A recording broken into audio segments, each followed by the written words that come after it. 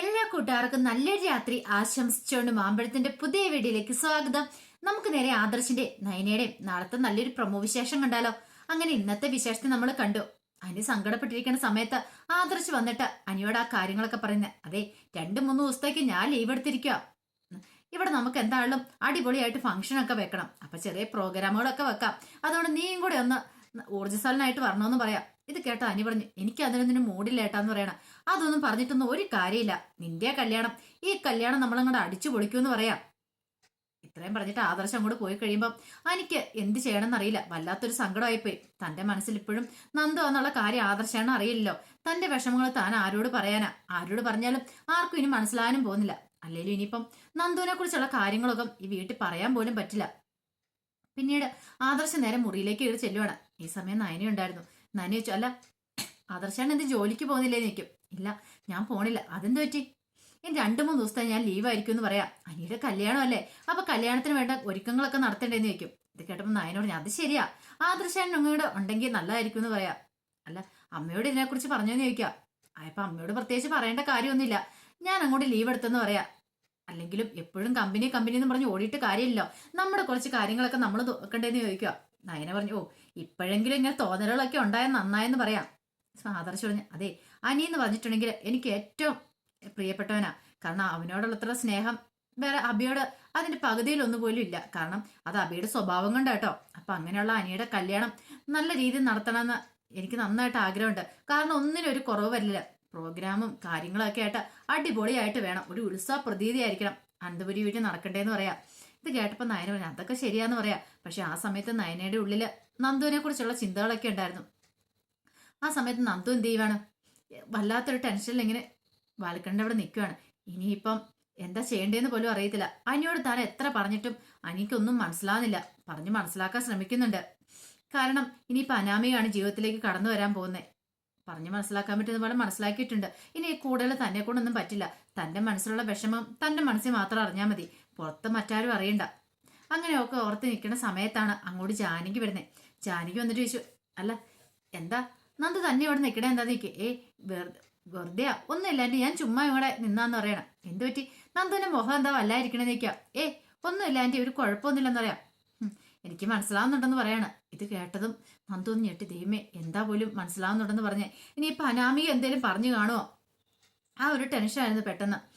ജാനകി ഒരു കാര്യം ചെയ്യാം, നന്ദുവിന് ചിലപ്പോൾ ഇവിടെ വന്ന് നിൽക്കുന്ന ഇഷ്ടപ്പെട്ടിട്ടുണ്ടായിരിക്കില്ലല്ലേ, ഇവിടത്തെ അന്തരീക്ഷമായിട്ട് പൊരുത്തപ്പെട്ട് പോകാൻ പറ്റുന്നില്ലെന്നാ തോന്നുന്നേ. ഇനിയിപ്പം നന്ദുവിന് വീട്ടിൽ പോകാൻ തന്നെ വിഷമാണെങ്കിൽ ഒരു കാര്യം ചെയ്യാം, നന്ദു വീട്ടിൽ പൊക്കോ, കല്യാണം കഴിഞ്ഞ് കല്യാണത്തിന് ആ സമയം വന്നാൽ മതി, കല്യാണത്തിന് അന്ന് ഇങ്ങോട്ട് വന്നാൽ മതി എന്ന് പറയാം. ഇത് കേട്ടോ നന്ദുവിന് വല്ലാത്തൊരു അന്താളിപ്പ. കാരണം കുറച്ചു മുമ്പ് വരെ പറഞ്ഞുകൊണ്ടിരുന്ന ആള് കല്യാണം കഴിഞ്ഞിട്ട് പോയാൽ മതി എന്നൊക്കെ പറഞ്ഞുകൊണ്ടിരുന്ന ആളാ പെട്ടെന്ന് ഈ മനമാറ്റം ഉണ്ടായിരിക്കുന്നേ. അല്ലാൻ്റെ അത് പിന്നെ ഞാൻ എന്താ നന്ദു, അല്ല ഞാനങ്ങനെ പോയിട്ടുണ്ടെങ്കിൽ ചേച്ചിമാർക്ക് സങ്കടവും. അത് മാത്രമല്ല മുത്തശ്ശനും മുത്തശ്ശിക്ക് എന്ത് കരുതും, പെട്ടെന്ന് വന്നിട്ട് പോയെന്ന് പറയില്ലേ, അതൊന്നും കുഴപ്പമില്ല, അവരോട് ഞാൻ പറഞ്ഞോളാം. കാരണം നന്ദുവിന്റെ വിഷമം ഞാൻ മനസ്സിലാക്കണ്ടേ, അതുകൊണ്ടാണ് ഞാൻ പറഞ്ഞത് നന്ദു പൊക്കോ, ഇവിടെ നിൽക്കണമെന്നില്ല. അല്ലെങ്കിൽ ഇപ്പം നന്ദു നിന്നിട്ട് വലിയ പ്രയോജനം ഉണ്ടെന്ന് തോന്നില്ല. അനിയുടെ മനസ്സിൽ എന്താന്നുള്ള കാര്യം ഇതുവരെയായിട്ട് നന്ദുവിന് കണ്ടുപിടിക്കാൻ പറ്റുമോ? പിന്നെ അതുകൊണ്ടാ പറഞ്ഞേ, അല്ലെങ്കിലും നന്ദു വയ്ക്കുന്നതിൽ വലിയ കാര്യമൊന്നും ഇല്ലെന്ന് പറയണം. ഇത് കേട്ടെന്ന് നന്ദുവിന് മനസ്സിലായി. കാരണം ആന്റി എന്തൊക്കെയോ കാര്യങ്ങൾ മനസ്സിലാക്കിയിട്ടുണ്ട്. ആദ്യമായിട്ടാണ് ഇത്ര ഇതോടുകൂടി പറയുന്നത്, ഇതിനു മുമ്പ് ഇങ്ങനെയൊന്നും പറഞ്ഞിട്ടില്ല. പിന്നീട് നന്ദു പറഞ്ഞു ശരിയെന്നും പറഞ്ഞങ്ങോട്ട് അങ്ങ് പോവാണ്. അപ്പൊ ജാനകി മനസ്സിൽ പറഞ്ഞു, ഇവിടെ ഇനി ഇവിടെ വന്നിട്ടുണ്ടേ ശരിയാകത്തില്ല, അനാമികയുടെ അനിയൻ കല്യാണം മിക്കവാറും മുടങ്ങാൻ ചാൻസ് ഉണ്ട്. റിലേഷൻഷിപ്പ് കല്യാണത്തിന് ശേഷം തുടരുമെന്നാ പറഞ്ഞിരിക്കുന്നത്. അങ്ങനെയാണെങ്കിൽ കല്യാണം കഴിഞ്ഞ് എങ്ങനെയാന്ന് പോലും അറിയത്തില്ല. ഇവളെ ഇനി വീട്ടിലേക്ക് അടുപ്പിക്കില്ല, അത് അപകടമാണ്. എത്രയും പെട്ടെന്ന് ഇവളെ പറഞ്ഞു വിടണം, അല്ലെങ്കിൽ തന്റെ മോന്റെ ഭാവി തകർന്നു പോകും, തന്റെ മോന്റെ ജീവിതം തകർന്നു പോകുന്ന ജാനകിക്ക് തോന്നുവാണ്.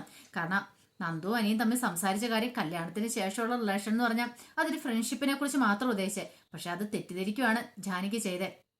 അതുകൊണ്ടാണ് നന്ദുവിനെ എത്രയും പെട്ടെന്ന് അവിടെ നിന്ന് പറഞ്ഞുവിടാൻ തന്നെ ശ്രമിക്കുന്നത്. അത് മാത്രമല്ല അനാമിക പറഞ്ഞ കാര്യങ്ങളൊക്കെ അവർ തമ്മിൽ പ്രണയത്തിലാണ്. ഒരു പക്ഷെ കല്യാണത്തിന്റെ ഒന്ന് ഒളിച്ചോടിയെന്നും കൂടെ വരാം. അങ്ങനെ വന്നിട്ടുണ്ടെങ്കിൽ പിന്നെ ഞാൻ ജീവിച്ചിരിക്കില്ല എന്ന്. അപ്പൊ അതൊക്കെ ജാനകിയുടെ മനസ്സിൽ ഇങ്ങനെ തിളച്ചു പൊങ്ങുക. ഒരു പക്ഷെ ഇത് കനകയുടെ നാടകമായിരിക്കും, കനകയായിരിക്കും നന്ദുവിനെ ഇങ്ങനെ പറഞ്ഞ് എരിപൊരി കയറ്റി വിട്ടിരിക്കുന്നത്. അങ്ങനെയാണെങ്കിൽ കല്യാണത്തിന് എന്തും സംഭവിക്കാം. അത് നോക്കിയും കണ്ടും വേണം താൻ നിൽക്കാനായിട്ട്, അല്ലെങ്കിൽ പിന്നെ അനിയുടെ ജീവിതം തകരും. അങ്ങനെ 100 ചിന്തകളുമായിട്ടാണ് ജാനകി അങ്ങോട്ട് കയറി പോകുന്നത്. ഈ സമയം നന്ദു നേരെ നയനയുടെ അരിയിലേക്ക് ചെല്ലുവാണ്. എന്ത് പറ്റി നന്ദു, നിന്റെ മുഖം എന്താ വല്ലായിരിക്കണേ? ഒന്നുമില്ല ചേച്ചി, ഞാനേ വീട്ടിലേക്ക് പോവാന്ന് പറയണെന്ന്. വീട്ടിലേക്ക് പോവാനോ? ഇതെന്ത് വർത്താനാ നീ പറയണേ? നീ കല്യാണം കഴിഞ്ഞിട്ട് പോകുന്നുള്ളതെന്ന് പറഞ്ഞല്ലേ വന്നത്, പിന്നെ നീ എന്താ പെട്ടെന്ന് പോണേ? ഏയ് ഒന്നുമില്ല, എനിക്ക് വീട്ടിലേക്ക് പോകണമെന്ന് തോന്നി. എന്താ നന്ദു, ആരെങ്കിലും നിന്നെ ഇവിടെ എന്തെങ്കിലും പറഞ്ഞു എന്ന് ചോദിക്കുക. അത് കേട്ട നന്ദു ഒന്നും മിണ്ടിയില്ല. എന്താ കാര്യം, എന്താന്ന് വെച്ചാൽ പറ. ആരെങ്കിലും എന്നോട് എന്തെങ്കിലും പറഞ്ഞിട്ടുണ്ടെങ്കിൽ അധികം വൈകാതെ തന്നെ ഈ വീട്ടിലുള്ളതല്ല അതറിയൂന്ന് പറയാണ്. ഇത് കേട്ടെന്ന് നയനയ്ക്കൊന്നും മനസ്സിലായില്ല. നീ എന്താ നന്ദു ഇങ്ങനെ പറയണേ? നിന്റെ മനസ്സിൽ എന്തോ ഒരു വിഷമം ഉണ്ടല്ലോ. എന്താ കാര്യം? ഇതേ ഈ ചേച്ചിയോട് പറയാൻ പറയാണ്. ഒന്നുമില്ല ചേച്ചി, പ്രത്യേകിച്ച് കാര്യമൊന്നുമില്ല. വെറുതെ ഒരു കാര്യമില്ല, നീ പോകത്തില്ല. അല്ല, ഞാൻ ഇവിടെ നിന്നിട്ടും വലിയ കാര്യമുണ്ടെന്ന് തോന്നില്ല. ഞാൻ ഇവിടെ നിൽക്കുന്നതോറും എനിക്ക് ടെൻഷൻ കൂടിക്കൊണ്ടിരിക്കുള്ളൂ. വെറുതെ എന്തിനാ ചേച്ചി, അതുകൊണ്ടാണ് ഞാൻ പോയേക്കാന്ന് വെച്ചേന്ന് പറയണം. അതല്ല നന്ദു, അങ്ങനെ ഇതൊക്കെയാ മനസ്സിലാക്കിക്കൊണ്ടാ നീ ഇങ്ങോട്ട് വന്നത്. പിന്നെന്താ? അല്ല, ജാനകി ആന്റി വന്നിട്ട് പറഞ്ഞു വേണമെങ്കിൽ എന്നോട് പോയിക്കോളാൻ പറഞ്ഞു, ഇനി കല്യാണത്തിന്റെ സമയത്ത് വന്നാൽ മതിയെന്ന്. ഇത് കേട്ടും പെട്ടെന്ന് അതിന് ചോദിച്ചു, അല്ല അപ്പച്ചിക്ക് വല്ലതും അറിയാവുന്ന ചോദിക്കാം. അതിനെക്കുറിച്ചൊന്നും എനിക്കറിയത്തില്ല. എന്നോട് ഇങ്ങനെ വന്ന് പറഞ്ഞു. എനിക്ക് ചില സംശയങ്ങളൊക്കെ മനസ്സിലുണ്ട്. ഇനി അനാമിക എന്തേലും പറഞ്ഞു എന്നറിയത്തില്ല.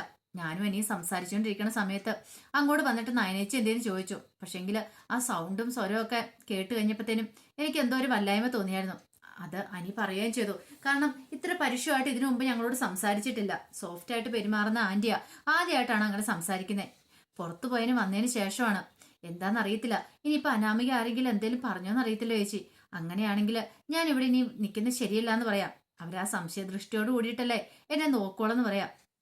അത് കേട്ടെന്ന് നായന പറഞ്ഞു, അത് ശരിയാണ്. അപ്പൊ എന്ത് ചെയ്യും? നീ ഒരു കാര്യം ചെയ്യാം, മോൾക്ക് പോകണമെന്നുണ്ടെങ്കിൽ മോള് പൊക്കോ, ഇനി ഞാൻ മോളെ ഇവിടെ തടഞ്ഞു നിർത്തില്ല എന്ന് പറയാം. പക്ഷെ മുത്തശ്ശനും മുത്തശ്ശിയോട് ഞാൻ എന്ത് പറയുന്നു ചോദിക്കാം. ഒരു കാര്യം ചെയ്യാം, അതൊക്കെ ഞാൻ പറഞ്ഞ് ഡീൽ ചെയ്തോളാം. നിനക്ക് പോകണം എന്താ താല്പര്യമെങ്കിൽ നിന്നെ ഞാൻ ഇവിടെ പിടിച്ചു നിർത്തില്ല എന്ന് പറയും. ഇത് കേട്ടെന്ന് നന്ദു പറഞ്ഞു, ചേച്ചിക്കറിയാലോ എന്റെ മനസ്സിലെ വിഷമം എന്താന്ന്.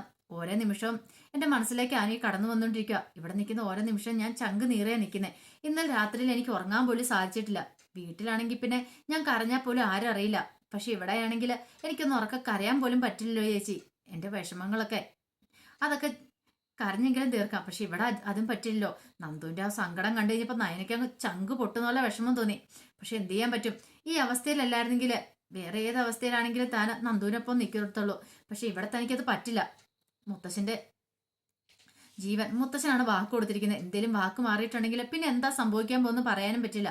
അപ്പൊ അതൊക്കെ ഓർത്ത് കഴിഞ്ഞപ്പോഴത്തേനും നയനയ്ക്കും വല്ലാത്ത വിഷമമായി. പിന്നീട് നയനോട് ഒരു കാര്യം ചെയ്യാം, മുത്തശ്ശിയോടൊക്കെ പറഞ്ഞിട്ട് പോയിക്കോളാൻ പറയാണ്. അങ്ങനെ നന്ദു എന്ത് ചെയ്യാണ്, മുത്തശ്ശിയുടെ മുറിയിലേക്ക് അങ്ങോട്ട് ചെല്ലുവാണ്. ചെന്നിട്ട് അതെ ഞാൻ വീട്ടിലേക്ക് പോവാം മുത്തശ്ശി എന്ന് പറയാണ്. ഇത് കേട്ടത് മുത്തശ്ശി, ആഹാ അത് കൊള്ളാലോ, അതെന്ത് പോക്കാ പോണ നന്ദൂന്ന് ചോദിക്കണം. അത് കല്യാണം കഴിഞ്ഞിട്ട് പോയാൽ മതി എന്ന് പറയാം. ഇപ്പൊ അവിടെ അമ്മയുണ്ടല്ലോ, പിന്നെന്താ കുഴപ്പം? അനിയുടെ കൂടെ നിന്ന് എല്ലാ കാര്യത്തിനും സഹകരിക്കണം. അനിയന്റെ ഫ്രണ്ടല്ലേ എന്ന് ചോദിക്കും. അതെ, പക്ഷേങ്കില് ഞാൻ ചെന്നിട്ട് അമ്മേനെ ഇങ്ങോട്ട് പറഞ്ഞു വിടാം. ഇവിടെ ഞാൻ നിൽക്കുന്നതുകൊണ്ട് പ്രത്യേകിച്ച് ഗുണമുണ്ടോ എനിക്ക് തോന്നുന്നില്ല. അതുകൊണ്ടാ മുത്തശ്ശി പിന്നെ കല്യാണത്തിന് സമയത്ത് ഇങ്ങോട്ട് വന്നേക്കാന്ന് പറയണേ. മുത്തശ്ശൻ പറഞ്ഞു, അതെന്താ നമ്മള് അങ്ങനെ പറയണേ? നീ കല്യാണം കഴിഞ്ഞിട്ട് പോകുന്നുള്ളതെന്ന് പറഞ്ഞില്ലേ വന്നേ, പിന്നെ എന്താ കുഴപ്പം? ഒരു കാര്യം ചെയ്യാം, ഞാൻ ഗോവിന്ദനെ വിളിച്ച് കാര്യങ്ങൾ പറയാന്ന് പറയാം. വേണ്ട മുത്തശ്ശ, അതൊന്നും കുഴപ്പമില്ല. അതെ എനിക്ക് പോണമെന്ന് പറയാം. ഇത് കേട്ട മുത്തശ്ശി പറഞ്ഞു, ഇനിയിപ്പം നന്ദുവിന് അങ്ങനെ പോകണമെന്ന് നിർബന്ധമെങ്കിൽ നന്ദു പൊക്കോ, ഞങ്ങൾ ആരും തടയുന്നില്ലെന്ന് പറയണം. അങ്ങനെ നന്ദു പോവാണ്. ഈ സമയത്ത് നയനയ്ക്ക് വല്ലാത്ത സങ്കടമായിപ്പോയി. ഈ സമയം മുത്തശ്ശിയും കൂടെ താഴേക്ക് ഇറങ്ങി വന്നു. അപ്പൊ ദേവേനയൊക്കെ അവിടെ ഉണ്ടായിരുന്നു. മുത്തശ്ശി ചോദിച്ചു, എന്ത് പറ്റുമോളെ, നന്ദു എന്താ പെട്ടെന്ന് പോയെന്ന് ചോദിക്കുക.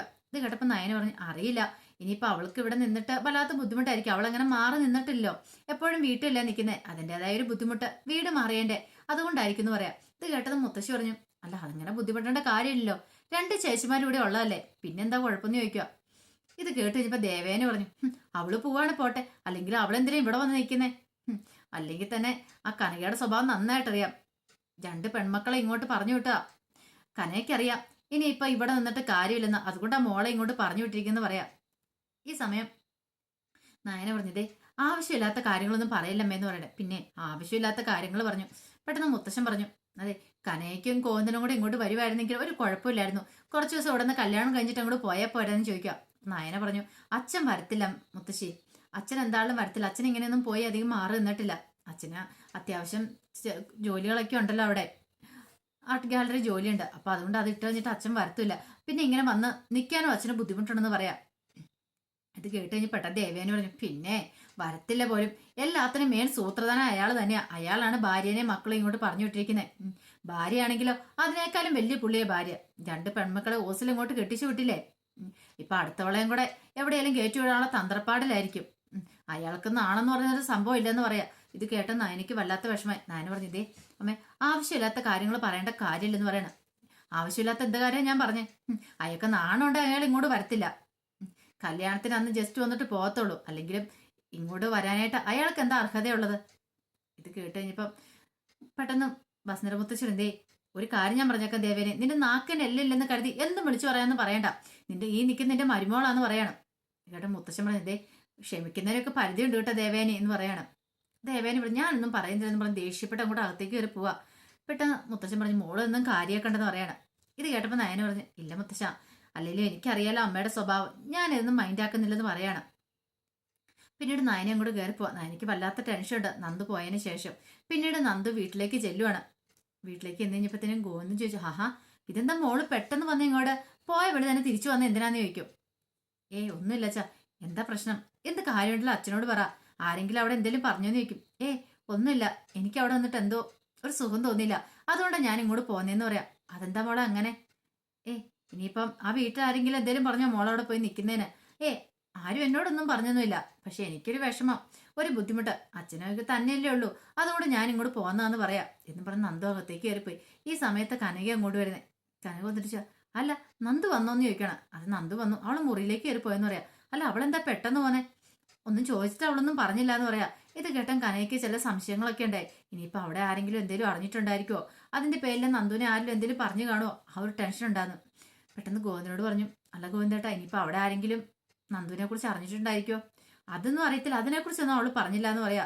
കേട്ടൻ കനക പറഞ്ഞു, എത്രയും പെട്ടെന്ന് കല്യാണം ഒന്ന് കഴിഞ്ഞാൽ മതിയായിരുന്നു, പാവന്റെ നന്ദൂട്ടൻ, അവൾക്ക് നല്ല വിഷമമുണ്ട്. അവളുടെ മുഖം കണ്ടറിയാൻ കഴിഞ്ഞ ദിവസമൊക്കെ പോയപ്പോൾ തന്നെ നല്ല വിഷമത്തിലായിരുന്നു പോയത്. ഒരു പക്ഷേങ്കിൽ അനിയുടെ കല്യാണം എന്ന് പറഞ്ഞപ്പോൾ അവൾക്ക് സഹിക്കാൻ ഉണ്ടായിരിക്കില്ല. വേറെ ഏത് വീട്ടിലേക്കാണെങ്കിലും അവളെ ഞാൻ പറഞ്ഞു വിട്ടായിരുന്നു, പക്ഷെ ഈ കുടുംബത്തിലേക്ക് ഇനി ഒരാളെയും കൂടെ കയറ്റിവിടാൻ എനിക്ക് പറ്റില്ല. എൻ്റെ 2 മക്കളുടെ ജീവിതം ഇങ്ങനെ അവിടെ തുലാസ് കിടന്ന് ആടുന്ന സമയത്ത് ഒരാളുടെ ജീവിതം കൂടെ നശിപ്പിക്കാനായിട്ട് എനിക്ക് പറ്റില്ല ഗോവിന്ദേട്ടാ.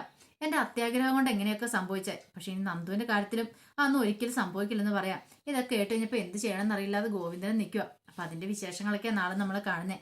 ഇതിന്റെ ബാക്കി വിശേഷങ്ങളുമായിട്ട് നാളെ രാവിലെ വരാട്ടോ. അപ്പം മറക്കാതെ എല്ലാവരും കയറി കാണണം കേട്ടോ. ആദ്യമായി കാണുന്നവരാണെങ്കിൽ ചാനൽ ഇഷ്ടപ്പെട്ട ഒന്ന് സബ്സ്ക്രൈബ് ചെയ്യാൻ മറക്കരുതേ. അതോടൊപ്പം തന്നെ കണ്ടുകൊണ്ടിരിക്കുന്ന എല്ലാവരുടെ സപ്പോർട്ടിലേക്കും തുടർന്നും പ്രതീക്ഷിച്ചുകൊണ്ട് ഒരിക്കൽ കൂടി എല്ലാവർക്കും നല്ലൊരു രാത്രി ആശംസിച്ചു നിർത്തുന്നു. നന്ദി.